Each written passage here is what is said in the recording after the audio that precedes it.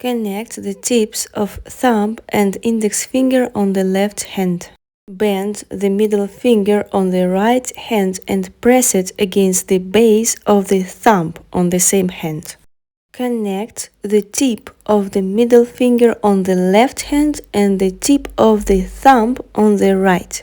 The ring finger of the left hand should be placed above the middle finger bend and the index finger of the right hand. Then put the ring finger of the right hand on the ring finger of the left hand.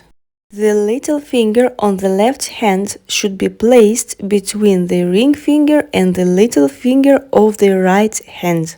And the last thing, the little finger of the right hand should be placed above the little finger of the left hand.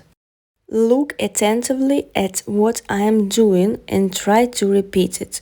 Now I will repeat it for you once again slowly so that you can see and try to do the same thing with your fingers. It's not that easy, but once you try it again and again, you will manage to do so.